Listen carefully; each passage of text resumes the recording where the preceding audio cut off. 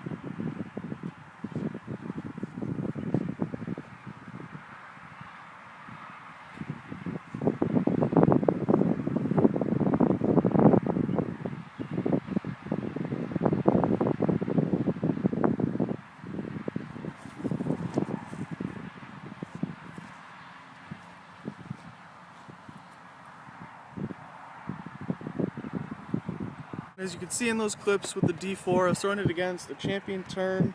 The turn's 175 grams, the D4 is 174, so it's almost the exact same weight.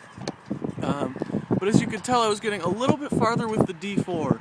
It was maybe only 15-20 feet, but it was more distance. And the only reason that I really have an understable driver like that in my bag is for a tailwind drive. Because, if I have a D1 or something like that, it's not going to work very well with a tailwind. And so for that reason, I think I am going to put the D4 in my bag and take the turn out. I didn't really like the turn that much because I wasn't very consistent with it and it would turn over a lot on me. The D4 I haven't had that problem with because it always comes back. How pretty much all the Prodigies are, they all come back at the end, which is really nice. So I think there might be a point where I only have Prodigy drivers. But you know what? If they're the best discs, I'm going to use them. So, it kind of stinks that, I'm kind of switching over, basically. But they're nice. They're really great discs. They have great plastic. if you haven't tried them, definitely check them out. And then about the disc itself, like I said with the D1, I would probably consider the D1 a speed 12 disc, but the D4 is definitely a speed 13. It definitely flies just as fast as, you know, a Katana or, you know, whatever speed 13 drivers you've thrown. It flies just as fast. The D4 is or the D1, excuse me, was a little bit slower, but it's a lot more stable. So definitely, if you're having trouble with distance, but you could still get, you still want a speed 13, I would definitely recommend the D4, but you'd probably have to be throwing at least 300 feet, really. If you're throwing 300 feet already, you're not struggling for too much distance. So again, the Prodigy is probably not a great beginner disc, but if you've been playing for a couple years and you're just trying to look for that disc that'll step your game up, definitely try out the D4. Like I said, it's got a spot in my bag. I'm going to throw you to some shots of me throwing the M1, and I'll catch you guys back after that.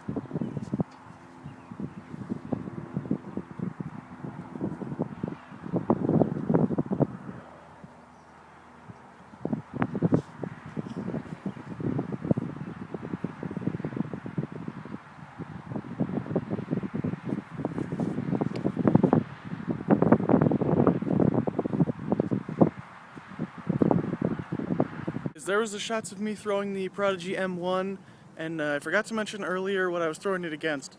The purple was a 180 gram Champion Rock 3, and then the green one was a 177 Optoline Pain. And all three discs are very, very similar. Right now I have all three in my bag, but I'm trying to work a couple of them out and only go down to one, maybe two. And I think one of them is going to be the M1, because it's more consistently stable, and into the winds it always holds a line. The Rock 3 and the Pain I've had turn over a little bit for me, but the M1 it never has. And I have a weird thing with how I throw my mid-ranges, is I kind of throw it on a little bit of an anhyzer so that it'll stay flat, and that's why I like overstable ones, is because they'll stay flat for me and then they'll come back. I'm not sure, that's probably why I can't throw, a buzz, stuff like that, but that's beside the point. So yeah, the M1 is definitely going to stay in my bag. It was kind of hard to see because it wasn't very windy today, but it flies exactly the same into a headwind. The other discs, they'll fly a little bit differently, but the M1, it stays exactly the same. It just holds the line perfectly. It's a really great disc.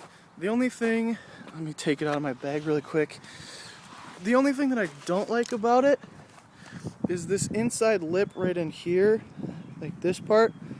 It's kind of bubbled out. It's weird. It feels like a balloon in there almost. It's not squishy, but it's rounded. And I'm not sure.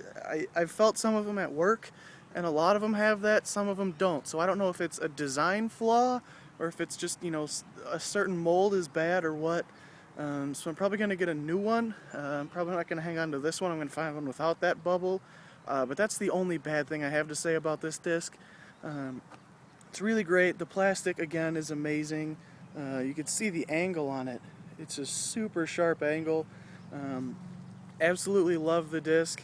This is going to be in my bag. The D4 is going to be in my bag, which I'm pretty surprised by because I thought I had my bag pretty much set in stone, and I was wrong. So that's all I got today, guys. Let me know what you guys think about the double disc a week thing for the first week of a month. Let me know what you guys think about that. And then next week I think I'm going to have an updated in the bag video because my bag has changed a lot since then. As you can see, I have a completely new bag now.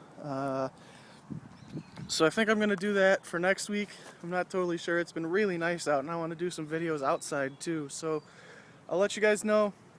Catch you next week. Peace.